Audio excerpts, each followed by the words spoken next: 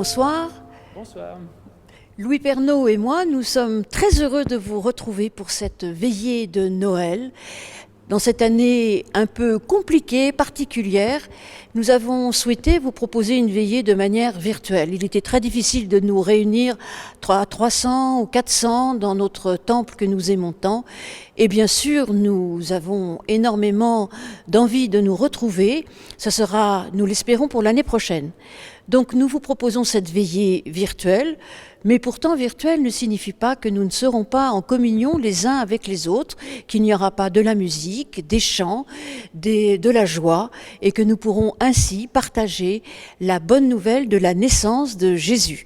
Alors, voici le programme de cette soirée. Tout d'abord, bien sûr, nous allons méditer les textes de Noël, ça va de soi. Après, nous avons l'habitude de chanter les cantiques que nous aimons, et celui que nous aimons le plus, c'est « Au peuple fidèle ». Alors, nous l'avons chanté isolément, chacun, et de nombreux enfants ou paroissiens ont enregistré au peuple fidèle. Et c'est notre organiste, Fabrice, qui a remis tout ça ensemble pour nous faire un cantique en communion. Et puis également, nous avons tous les vœux à la fin de cette vidéo, tous les vœux du conseil presbytéral et du diaconat qui vous seront donnés. Et puis pas de veillée de Noël sans musique, bien sûr. Et cette fois, c'est notre organiste titulaire, Lisbeth Schlumberger, qui est venue jouer pour nous. Et elle a choisi d'accompagner cette veillée avec 3 cantiques du compositeur Boély. Et c'est donc cela qui va nous accompagner maintenant. En particulier, nous donnons donc la place tout d'abord à Lisbeth avec sa musique.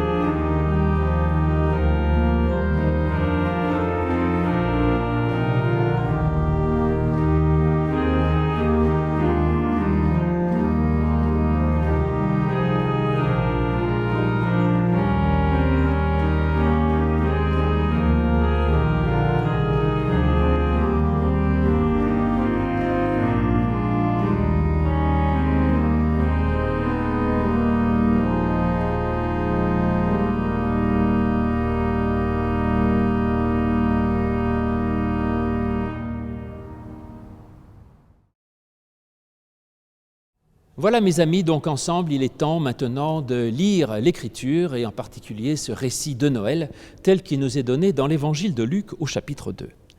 En ces jours-là parut un décret de César Auguste en vue du recensement de toute la terre. Ce premier recensement eut lieu pendant que Quirinus était gouverneur de Syrie. Tous allaient se faire recenser, chacun dans sa propre ville. Alors certes, ce recensement va mettre en route Marie et Joseph et faire que Jésus naît à Bethléem. Mais derrière l'idée de ce recensement est pointé l'orgueil de celui qui veut recenser.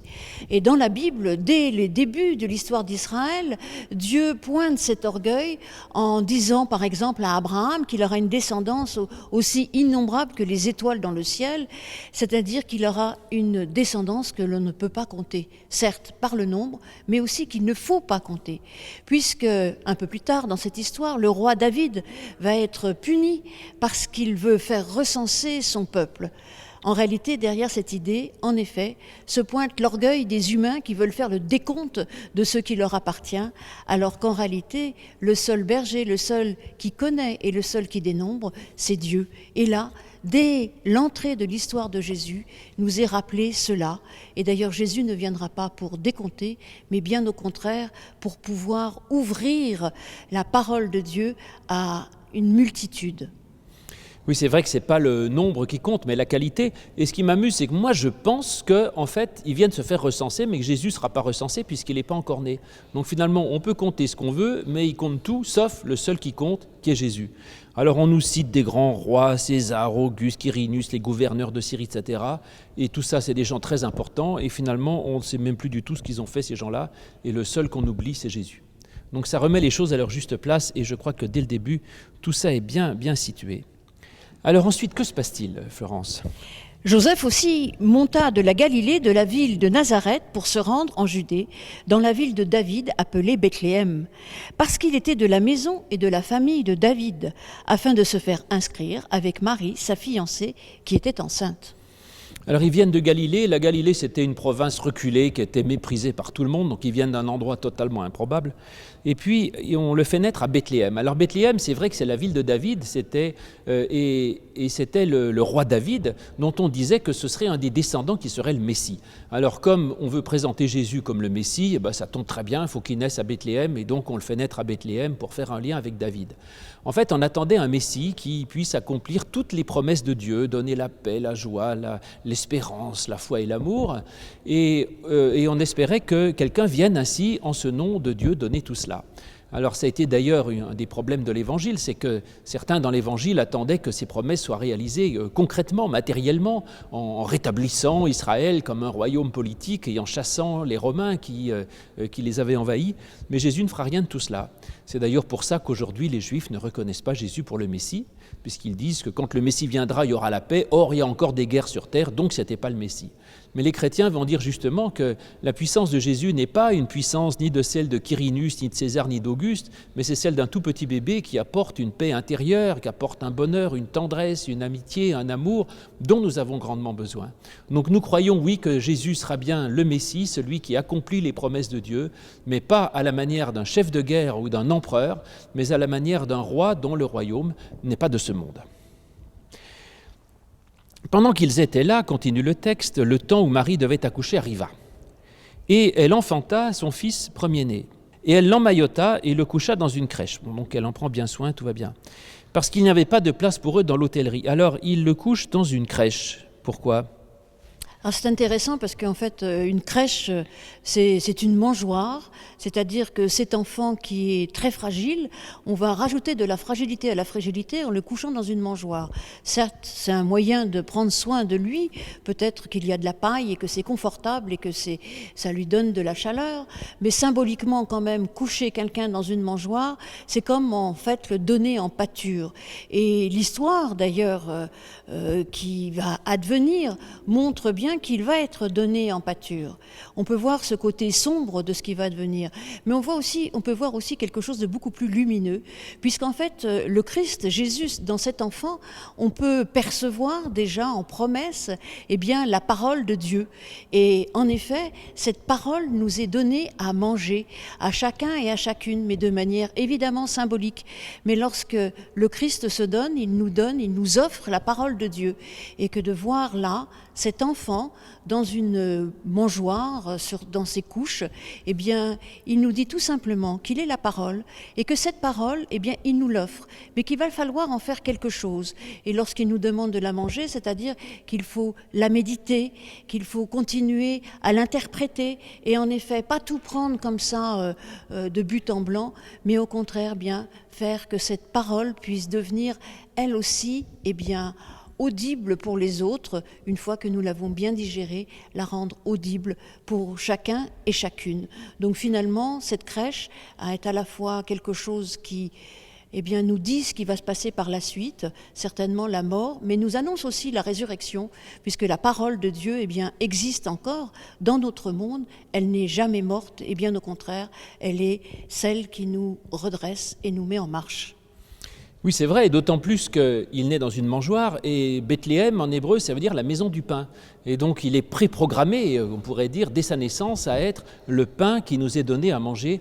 Et ça nous renvoie à un chapitre que j'aime beaucoup, en Jean 6, le pain de vie, quand Jésus dit « Je suis le pain vivant descendu du ciel, celui qui me mange vivra éternellement ». Et puis en plus, c'est le début qui va se compléter effectivement avec la fin, c'est-à-dire avec le dernier repas, la scène que Jésus va partager avec ses disciples, quand il va donner le pain, justement en disant « Prenez et mangez, ceci est mon corps ». Donc oui, nous nous nourrissons du Christ, c'est ce petit Jésus qui nous est donné. Et en même temps, ce qui est amusant, c'est qu'on nous dit parce qu'il n'y avait pas de place pour eux dans l'hôtellerie.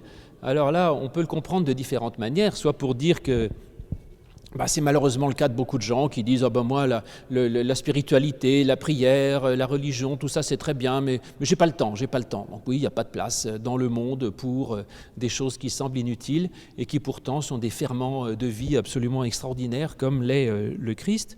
Mais on peut l'interpréter autrement parce que le texte n'est pas aussi clair que ça, et on peut penser que c'est Marie qui exprès ne le fait pas naître dans l'hôtellerie, mais dans la crèche, parce qu'il est écrit, parce que Marie disait, ce n'est pas une place pour lui que d'être dans une hôtellerie.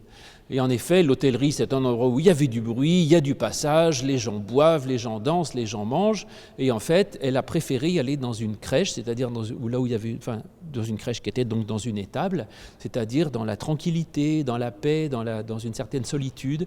Et je crois que nous avons besoin de cela aussi à Noël, probablement de fête, pourquoi pas, mais si on veut trouver le Christ et Jésus, il faut aussi savoir faire silence et retrouver la simplicité de la relation, peut-être même aussi avec la nature. Donc voilà ce petit Jésus qui naît, et nous sommes appelés à faire comme Marie qui l'emmaillote, qui s'en occupe, qui en prend soin. Nous devons prendre soin de ce petit Jésus pour qu'il grandisse dans nos cœurs et qu'il puisse nous donner toutes ces promesses que nous attendons de la part du Messie. Et maintenant, chantons ensemble ce cantique que nous aimons tant, au peuple fidèle.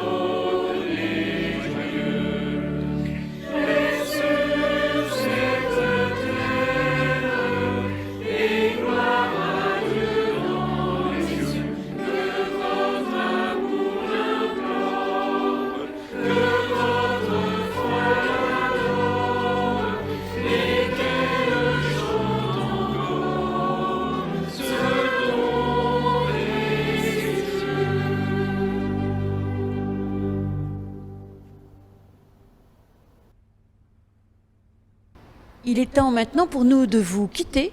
Nous pouvons nous retrouver demain en virtuel ou en réel pour le culte à 10h30. Et en attendant, je vous souhaite un très très beau Noël à toutes et à tous. Les anges chantent dans nos campagnes. Très très joyeux Noël. Joyeux Noël. Je vous propose d'appliquer ma devise pour les autres, avec les autres. Alléluia. Très joyeux Noël et à bientôt, chers paroissiens. Tous mes vœux de bonheur, de joie et de paix pour cette période de fête et pour l'année à venir. Joyeux Noël. Paix sur la terre parmi les hommes de bonne volonté. Joyeux Noël à tous. Que la joie de Noël illumine vos cœurs et soit sur vos foyers. C'est Noël, il est grand temps de rallumer les étoiles. Joyeux Noël à tous. Un enfant nous est né, c'est un événement optimiste. Joyeux Noël à tous. Bonsoir, joyeux Noël à tous et que la lumière vous illumine comme elle a toujours éclairé les enfants d'Israël. La paix de Christ soit avec vous et joyeux Noël à tous. Joyeux Noël à tous et à nous revoir au temple bientôt. Les marges, ayant vu l'étoile, furent saisies de joie. Alors, je vous souhaite cette joie pour que cette joie vous accompagne et joyeux Noël. Du fond du cœur, très joyeux Noël à tous. Eh bien, joyeux Noël à tous. J'invite tout le monde à peut-être écouter ou chanter avec cette armée céleste des anges. Gloire à Dieu au plus haut des cieux, paix sur la terre et plein de bonnes choses pour tous les hommes et en particulier ceux qui souffrent. Gloire à Dieu dans les lieux très hauts, paix sur la terre parmi les hommes de bonne volonté. Joyeux Noël. Eh bien, mes amis, chers frères et sœurs, nous vous souhaitons un bon Noël. Nous vous disons tous nos vœux et nous vous adressons ensemble tous nos vœux de bénédiction. Oui, que Dieu vous bénisse, qu'il vous garde, qu'il vous remplisse de joie, de paix et de force. Amen.